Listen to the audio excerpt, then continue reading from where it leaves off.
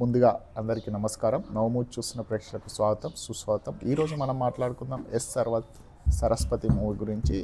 ఇందులో వరలక్ష్మి శరత్ కుమార్ డైరెక్షన్లో ఆమె నటించిన ప్రియమణి, నాజర్, రావు రమేష్, కిషోర్, నాజర్ ఇలాంటి తదితరులు నటించడం జరిగింది. మురళీ శర్మ ఈ సినిమా అయితే తానే ప్రొడ్యూసర్ చేస్తూ మరియు డైరెక్షన్ చేస్తూ నిర్మించడం జరిగింది. ఇక కథ విషయానికి వస్తే సరస్వతి మూవీ విషయానికి వస్తే సింగిల్ మదర్ ఒక ప్రైవేట్ ఆసుపత్రిలో నర్సుగా పనిచేస్తుంది. కూతురు సరస్వతి, ఆమెకు మరో లోకం ఉండదండి. ఆగస్టు 15 కూతురు పుట్టినరోజు కావడంతో చాక్లెట్ బాక్స్ ఇచ్చి స్కూల్ డ్రాప్ చేస్తుంది. సాయంత్రం తిరిగి వచ్చేసరికి స్కూల్లో కనిపించదు. సిబ్బందిని ప్రశ్నిస్తే సరస్వతి అనే పేరుతో క్లాస్లో ఏ అమ్మాయి రాలేదని చెబుతారు. పోలీసులకు ఫిర్యాదు చేసినా తీసుకోలేరు. అదే రోజు రాత్రి స్కూల్ నుంచి లక్ష్మికి ఫోన్ వస్తుంది. తాను ప్రిన్సిపాల్ రూమ్లోనే ఉన్నానని, తనతో పాటు ఇంకొందరు అంకుల్స్ ఉన్నారని, వాళ్ళని చూస్తే భయం వేస్తుందని సరస్వతి చెప్తుంది. లక్ష్మి అక్కడికి వెళ్ళి చూడగా తన కూతురు అత్యాచారానికి గురై చనిపోతుంది. అదే రాత్రి కూతురు శవాన్ని శ్మశానంలో పాతిపెట్టి ఉదయం పోలీసులకు ఫిర్యాదు చేస్తుంది. అయితే సిఐ కృష్ణారెడ్డి, మన మురళీ శర్మ అండి, మాత్రం సాక్ష్యం ఉంటేనే కేసు ఫైల్ చేస్తామంటాడు. శవం కోసం లక్ష్మి చెప్పిన ప్రదేశంలో తవ్వి చూస్తారు. అక్కడ పాప శవం కనిపించదు. ఏ సాక్ష్యం లేని కేసును తీసుకోరు కదా మన పోలీసులు, అలాగే కేసు తీసుకోలేడు. అయితే దీంతో కోర్టును ఆశ్రయిస్తుంది మన వరలక్ష్మి శరత్ కుమార్. న్యాయవాది ప్రకాష్ రాజ్ ఆమెకు తోడుగా నిలుస్తారు. ఎలాంటి సాక్ష్యాలు లేని కేసులో రామజయం అంటే ప్రకాష్ రాజ్ విజయం సాధించాడా? అసలు లక్ష్మి ఎవరు?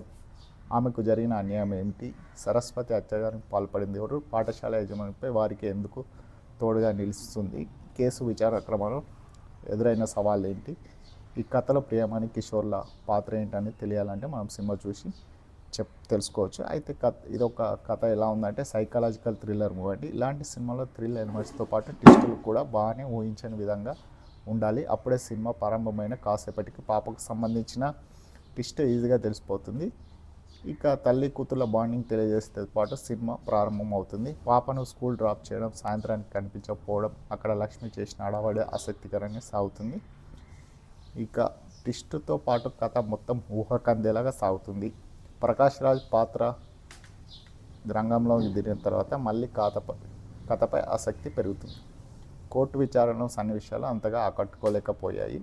లక్ష్మి నేపథ్యం, ఆమెకు జరిగిన అన్యాయం ఇవన్నీ కాస్త ఆసక్తిగానే కనిపిస్తాయి. ఇక వరలక్ష్మి నటన గురించి మనకు ప్రత్యేకంగా చెప్పనక్కర్లేదు. ఏ పాత్రనే ఆమె జీవిస్తుంది. లక్ష్మి పాత్రలో ఆమె చక్కగా నటించింది. నిజాయితీ గల న్యాయవాదిగా ప్రకాష్ రాజ్ బాగానే నటించాడు. ప్రియమణి, కిషోర్ పాత్ర తెరపై కనిపించింది తక్కువైనా గుర్తుండిపోతుంది. నాజర్, రావు రమేష్, సప్తగిరి, రాధిక, శరత్ కుమార్తో పాటు మిగిలిన నటీనటులు పాత్ర మేరకు పరిధిగా చక్కగా నటించారు. సాంకేతికంగా బాగానే ఉంది. తమన్ సంగీతం సినిమా ప్లస్ అని చెప్పొచ్చు. పాటలు మంచిగానే ఉన్నాయి. ఫస్ట్ హాఫ్లో కొన్ని సీన్లను మరింత క్రిప్సిగా ఉండాల్సి ఉంటుంది. ఇంకా నిర్మాణ విలువలు బాగానే ఉన్నాయి. ఇదే అండి ఈ మూవీ రివ్యూ. మీరు కనుక ఈ మూవీ రివ్యూ చూస్తే ఎలా ఉందో కామెంట్ రూపంలో కామెంట్ చేయండి. ఇలాంటి మంచి రివ్యూస్ కోసం నా ఛానల్ని ఇప్పుడే లైక్ చేయండి, సబ్స్క్రైబ్ చేయండి. ఈ రివ్యూ అనేది ఎవరు ఉద్దేశించింది కాదు, గమనించగలరు. సబ్స్క్రైబ్ చేయండి, నా ఛానల్ని కొంచెం సపోర్ట్ చేయండి. Thank you.